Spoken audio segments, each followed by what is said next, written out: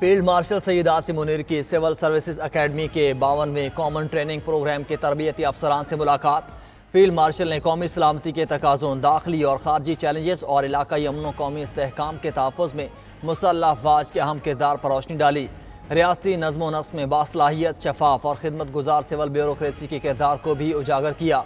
Field marshal Syed Asim Munir ने कहा, रियासती नज़्म व नस्क़ के निज़ाम में बासलाहियत, शफ़ाफ़ और अवामी खिदमत के जज्बे से सरशार सिविल ब्यूरोक्रेसी का किरदार नहायत अहम है।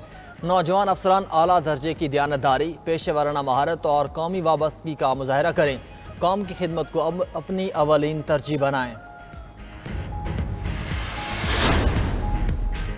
मखसूस नशिस्तों से मुताल्लिक़ केस में सुप्रीम कोर्ट का 11 रुकनी बेंच टूट गया। जस्टिस सलाहुद्दीन फैनहोर ने खुद को केस से अलग कर दिया। कहा, वकील हामिद खान ने 26वीं तरमीम के बाद आने वाले जजेस पर एतराज़ात किए।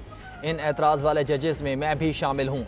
गुज़िश्ता समात पर वकील हामिद खान के रिमार्क्स पर दुख हुआ। जजेस पर जानिबदारी का इल्ज़ाम लगा, जिससे तकलीफ हुई। आवाम में ये तासुर जाना कि जज दानदार हैं, दुरुस्त नहीं। जस्टिस अमीनुद्दीन खान हामिद खान पर बरहम रिमार्क्स दिए, ये खैर मकदम करने का मामला नहीं।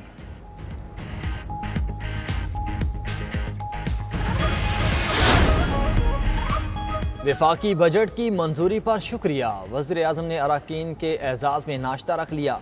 तमाम वज़रा और हुकूमती अरकान को नाश्ते में शिरकत की दावत। इत्तेहादी जमातों के अरकान असम्बली भी नाश्ते पर मदऊ। अरकान असम्बली की आमद जारी। वज़ीर आज़म शहबाज शरीफ वज़रा और अरकान असम्बली से मुख्तसर खिताब करेंगे। बजट मंजूरी पर अरकान असम्बली का शुक्रिया भी अदा करेंगे।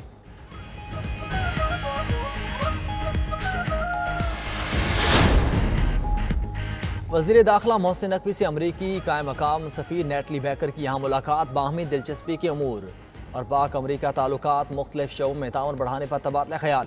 इलाकाई सूरत हाल और फील्ड मार्शल आसिम मुनीर की अमरीकी सदर से मुलाकात के हवाले से तफसीली बातचीत। मोहसिन नकवी ने कहा कि पाक भारत के बाद ईरान इसराइल सीज़ फायर पर अमरीकी सदर किरदार हमेशा याद रखा जाएगा। उम्मीद है अमरीकी सदर डोनाल्ड ट्रंप गजा में भी जंग बंदी कराएंगे। पाकिस्तान हमेशा से कश्मीर समेत दीगर तनाज़ात मुज़ाकरात के जरिए हल कराने का ख़्वाह है।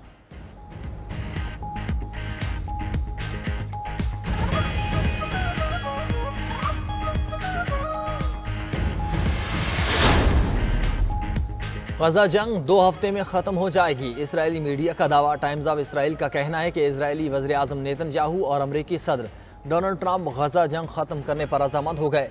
ट्रंप और नेतन्याहू ने फ़ोन कॉल में गजा जंग बंदी पर इत्तेफाक किया। मुत्तहिदा अरब इमारात और मिस्र समेत 4 अरब रियासतें हमास की जगह गजा पर मुश्तरका तौर पर हुकूमत करेंगी। हमास की क़यादत को जलावतन कर दिया जाएगा। तमाम कैदियों को रिहा कर दिया जाएगा। गजा के जो रिहायशी हिजरत करना चाहते हैं उन्हें दूसरे ममालिक भेजा जाएगा।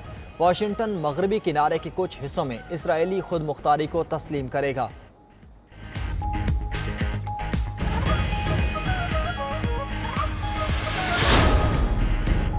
ईरान अमरीका मुज़ाकरात में ईरान को इक्तिसादी पाबंदियां ख़त्म करने की पेशकश का इम्कान। अमरीकी मीडिया ने दावा करते हुए कहा कि ईरान को बैरूनी बैंकों में इसके $6 अरब इस्तेमाल की इजाज़त दी जा सकती है।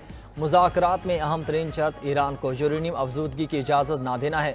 ईरानी सिविलियन न्यूक्लियर प्लांट के लिए अरबों के जरिए सरमायाकारी की पेशकश का फैसला किया गया है।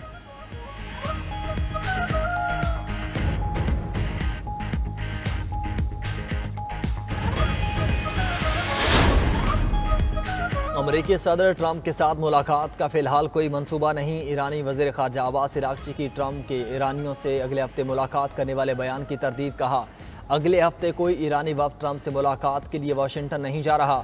जायज़ा ले रहे हैं अमरीका के साथ बातचीत का कोई फ़ायदा होगा या नहीं। मुज़ाकरात के 5 राउंड्स के बावजूद इसराइल और अमरीका ने ईरान पर हमला कर दिया।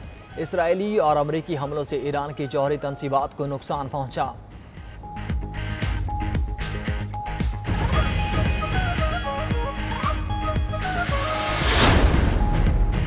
मिस्री सदर अब्दुल फताह अल सीसी और बरतानवी वज़ीर आज़म के स्टॉर्मर के दरमियान फ़ोन पर राब्ता। ईरान और इसराइल के दरमियान जंग बंदी पर तबादला ख्याल। मिस्री सदर ने गजा में फौरी जंग बंदी और इंसानी इमदाद की फराहमी पर जोर दिया।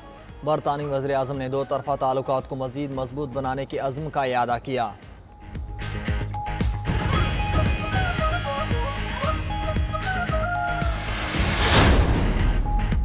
अमेरिका और चीन के दरमियान तिजारती मुआहिदा हो गया। अमेरिकी सदर डोनाल्ड ट्रंप ने मुआहिदे पर दस्तखत कर दिए।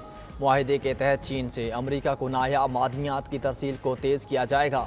व्हाइट हाउस एहलकार ने कहा कि अमरीका और चीन ने जिनेवा मुआहिदे को लागू करने के लिए एक फ्रेमवर्क पर इत्तेफाक किया। मुआहिदे में 90 दिनों के लिए एक दूसरे पर टैरिफ को नुमायां तौर पर कम करना शामिल था।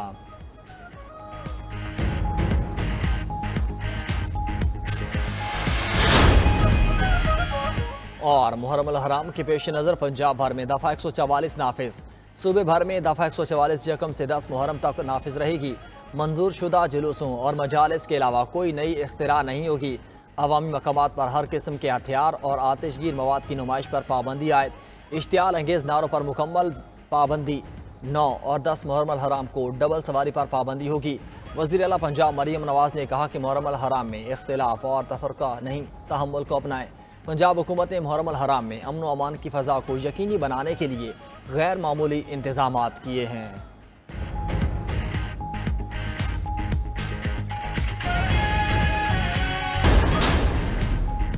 शंघाई ताउन तंजीम के फोरम पर भारत को शर्मिंदगी का सामना। भारतीय वज़ीर दिफा राजनाथ सिंह की एलामिये में ज़बरदस्ती पहलगाम वाक़े का जिक्र शामिल कराने की कोशिश। ज़राए के मुताबिक भारतीय वफ़द एलामिये में पाकिस्तान की मजम्मत के लिए मिन्नतें करता रहा। शंघाई ताउन तंजीम ने भारतीय प्रोपेगेंडा तस्लीम करने से इनकार कर दिया। शुरका ने बाहमी ताउन के जरिए इलाकाई तनाज़ात के हल पर जोर दिया। SCO वज़राए दिफा इजलास के एलामिये में भारत को बलोचिस्तान में बदअमनी फैलाने का जिम्मेदार ठहराया गया। शंघाई ताउन तंजीम वज़राए दिफा ने जाफर एक्सप्रेस पर दहशतगर्द हमले की मजम्मत भी की। एलामिया सामने आया तो भारतीय वज़ीर दिफा सटपटा गए। कलम मेज पर रखकर कुछ देर सोचते रहे कि क्या करें, फिर एलामिये पर दस्तखत करने से ही इनकार कर दिया।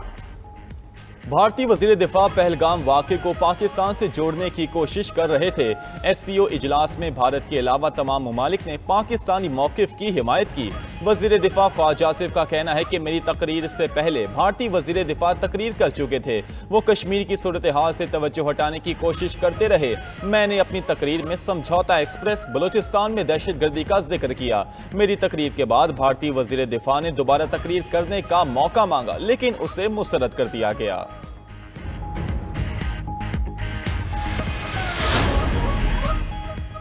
ईरान ने IAEA के साथ ताउन मुअत्तल करने का बिल मंजूर कर लिया। ईरानी गार्डियन काउंसिल के तर्जुमान की तस्दीक। कहा कि IAEA के साथ ताउन मुअत्तली का बिल गार्डियन शूरा ने मंजूर कर लिया है। बिल के तहत अक़वाम मुत्तहिदा के जोहरी निगरान इदारे बैनुल अक़वामी एटमी तवानाई एजेंसी के साथ ताउन मुअत्तल कर दिया जाएगा। ईरानी हुकाम ने इल्ज़ाम लगाया है कि IAEA ने अमरीका और इसराइल को हमलों का जवाब फराहम किया।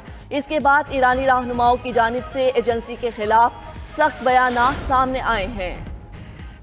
ब्रसल्स में यूरोपीय यूनियन के रहनुमाओं के इजलास में अमरीका की जानिब से मुजव्वज़ा नए तिजारती मुआहिदे पर तबादला ख्याल। यूरोपीय कमीशन की सदर अर्सुला वान डेर ने अमरीकी तजावीज़ का खाका पेश किया, ताहम तफसीलात शेयर नहीं की गईं। एक यूरोपीय सिफारतकार ने कहा, वक्त कम है, 9 जुलाई को टैरिफ में नरमी की मुद्दत खत्म हो रही है।